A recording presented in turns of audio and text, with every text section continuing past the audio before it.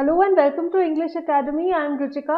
आज की वीडियो में हम क्लास 10 की फुटप्रिंट्स विदाउट फीट बुक के chapter 6 the making of a scientist की ब्रीफ समरी देखेंगे।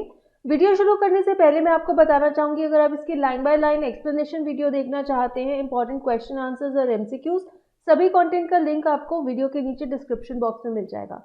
तो चलिए वीडियो शुरू करते हैं। This chapter is about a famous scientist Richard Ebright। Richie उसकी मदर प्यार से उसे रिची कहकर बुलाती थी और बचपन से ही वो बहुत ही क्यूरियस चाइल्ड थे। He had started collecting butterflies in his childhood and when he was 2 years old he had already collected all the 25 species found near his hometown. He thought it to be an end of butterfly collection until one day his mother bought him a book named The Travels of Monarch X। Monarch x एक butterfly की variety है, उसी पर based ये किताब थी और इस किताब ने उनके अंदर एक इंक्विजिटिवनेस जगा दी। This was a turning point in his life. इससे ये इंटरेस्टेड हो गए साइंस में और ये जानना चाहते थे बटरफ्लाइज के बारे में। तो इन्होंने क्या शुरू किया, बुक में ही इन्हें गाइडेंस मिली तो इन्होंने बटरफ्लाइज पर टैग्स लगाने शुरू कर दिए। वो टैग्स इसलिए लगाए जाते थे देखने के लिए कि वो बटरफ्लाइज कहाँ तक ट्रैवल करके जाती हैं। Then when he first entered the county science fair with a slide of the frog tissue, he lost. Everybody won something but his project did not win any prize.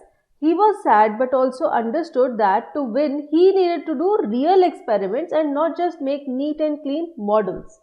उन्होंने जब पहली बार science fair में part लिया, उन्होंने frog slides बनाई लेकिन वो कोई भी प्राइज नहीं जीते और उन्होंने रियलाइज किया कि प्राइज जीतने के लिए उन्हें रियल एक्सपेरिमेंट्स करने पड़ेंगे। फिर उन्होंने डॉक्टर यूखार्ट को एक चिट्ठी लिखी। वो यूनिवर्सिटी ऑफ टोरंटो में पढ़ाते थे और उन्होंने ये बुक लिखी थी मोनार्क एक्स वाली। उन्होंने उनसे प्रोजेक्ट के आइडियाज़ मांगे। डॉक्टर यूखार्ट ने उन्हें बहुत सारे आइडियाज़ भेज दिए और इन्हीं पर वो काम करते रहे और अगले साल के साइंस प्रोजेक्ट में उन्होंने वायरल डिजीज़ के बारे में एक प्रोजेक्ट बनाया, जिस वायरल डिजीज़ से सारे मोनार्क कैटरपिलर्स मर जाते हैं कुछ सालों के बाद। He thought that the reason for this could be a beetle, so he started raising caterpillars in the presence of beetles but could not get any result. तो जब उन्होंने ये अपना trial experiment county science fair में दिखाया, इनके project को prize मिला और अगले साल के लिए इन्होंने एक्सपेरिमेंट बनाया जिसमें इन्होंने ये दिखाया कि वाइसरॉय बटरफ्लाई मोनार्क बटरफ्लाई की कॉपी करती हैं।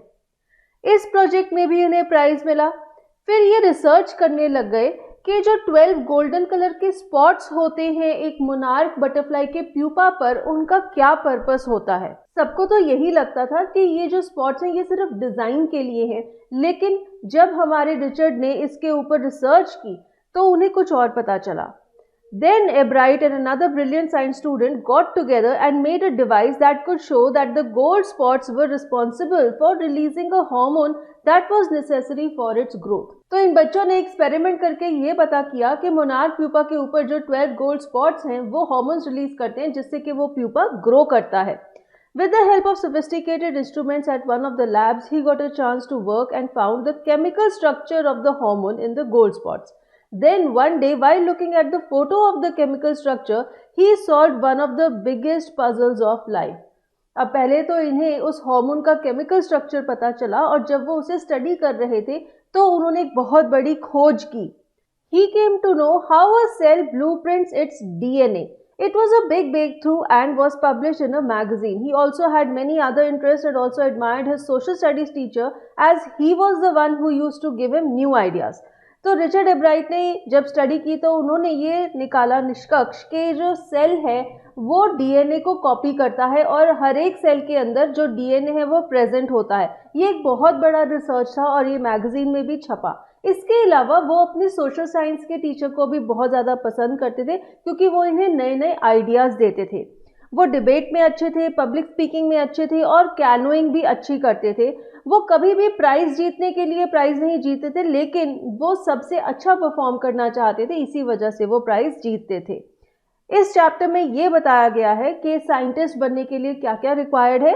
क्यूरियोसिटी, ब्राइट माइंड और एक will to win for the right reasons. So ये 3 क्वालिटीज़ हैं जो कि एक साइंटिस्ट बनने के लिए ज़रूरी हैं और हमने ये क्वालिटीज़ रिचर्ड से सीखी। His mother also played a big role in making him what he was. तो रिचर्ड एब्राइट की मदर का बहुत इंपॉर्टेंट रोल था उनकी लाइफ में. उन्होंने ही उनके अंदर वो क्यूरियोसिटी जगाई थी और वो क्यूरियोसिटी जगी थी उस बुक से, the travels of monarch x. इसके साथ ही इस चैप्टर की समरी वीडियो खत्म हो जाती है. Once again I remind you, if you want the lesson notes, the links are given in the description box below this video. Thank you.